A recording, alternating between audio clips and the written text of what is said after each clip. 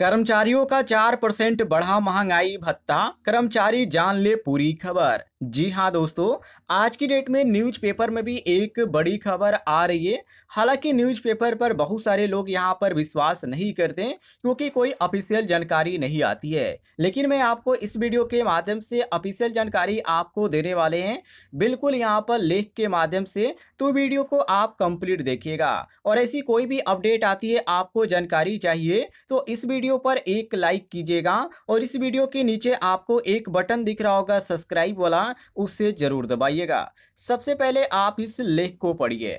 यहाँ पर इन्होंने साफ तौर पे लिख रखा है कि केंद्रीय कर्मचारियों और पेंशन भोगियों के लिए एक बार फिर से अच्छी खबर आई है। सरकार जल्द ही महंगाई भत्ते में 3% की वृद्धि की घोषणा कर सकती है, जो करोड़ों केंद्रीय कर्मचारियों और पेंशनर्स के लिए बड़ी राहत साबित होगी। यह बढ़ोतरी जुलाई 2025 से लागू की जा सकती है, जिससे कर्मचारियों की मासिक आय में उल्लेखनीय वृद्धि होगी। वर्तमान में बढ़ती महंगाई के दौर में यह कदम कर्मचारियों के लिए सरकार की ओर से एक बड़ा उपहार माना जा रहा है। इससे लाखों परिवारों का आर्थिक स्थिति में सुधार आने की उम्मीद है। इसके बाद आगे इन्होंने यहाँ पे लिख रखा है कि सीपीआई डेटा के आधार पर निर्णय प्रक्रिया।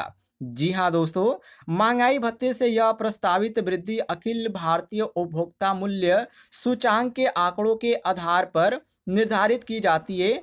पिछले कुछ महीनों के खुदरा महंगाई की दर में लगातार वृद्धि देखी गई है, जिसका सीधा प्रभाव महंगाई भत्ते की गणना पर पड़ता है। सरकार नियमित रूप से इन आंकड़ों का विश्लेषण करती है और कर्मचारियों की वास्तविक आवश्यकताओं के अनुसार भत्ते में संशोधन करती है। वर्तमान में केंद्रीय कर्मचारियों को 50% महंगाई भत्ता मिल रहा है, जो 3% की बढ़ोतरी के बाद 53% हो जाएगा। यह वृद्धि आर्थिक स्थिति और मुद्रास्फीति दर के अनुपात में की जाती है, जो कि यहाँ पर बड़ी खबर है। आगे इन्होंने यहाँ पे बता रखा है कि लाभार्थी की संख्या के और व्यापक प्रभाव पड़ेगा उस पे। यहाँ पर इन्होंने बता रखा है कि इन महत्वपूर्ण निर्णय में से लगभग 48 लाख केंद्रीय कर्मचारी और 68 लाख पेंशन भोगी प्रत्यक्ष रूप से लाभान्वित होंगे और यह संख्या देश के कुल जनसंख्या का एक महत्वपूर्ण हिस्सा है, जो सरकारी सेवा क्षेत्र से जुड़ा हुआ है। केंद्र सरकार की नीति के अनुसार प्रत्येक वर्ष जनवरी और जुलाई के महीने में 2 बार महंगाई भत्ते की समीक्षा की जाती है। इस बार जुलाई 2025 में बढ़े हुए भत्ते का लाभ प्रदान किया जाएगा, जिससे न केवल सेवारत कर्मचारी बल्कि सेवानिवृत्त पेंशनर को भी इसमें राहत मिलेगी। यह व्यवस्था सुनिश्चित करती है कि महंगाई के प्रभाव से कर्मचारियों का क्रय शक्ति में कमी न आए। इसके बाद इन्होंने यहाँ पे बता रखा है, महंगाई भत्ते से प्रस्तावित 3% की वृद्धि में कर्मचारियों की मासिक आय में स्पष्ट रूप से वृद्धि होगी। उदाहरण के लिए यदि किसी कर्मचारी का मूल वेतन, मतलब कि फिलहाल वेतन वो 30,000 रुपये पा रहा है, तो यदि 50% की वृद्धि हो जाती है तो वहाँ पे 15,000 रुपये तक महंगाई भत्ता मिल सकता है।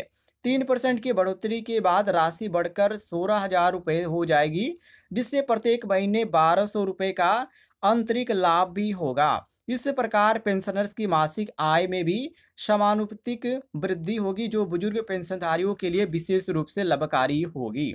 यह वृद्धि उनकी दैनिक जीवन की आवश्यकताओं को पूरी करने में महत्वपूर्ण सहायता प्रदान करेगी, जो कि इन्होंने यहाँ पे साफ तौर पे लिख रखा है। इसके बाद आगे इन्होंने बता रखा है 8वें वेतन आयोग की बढ़ती मांग। जी हाँ, महंगाई भत्ते की बढ़ोतरी के साथ साथ अब 8वें वेतन आयोग का स्थापना की चर्चा भी तेजी से हो चुकी है।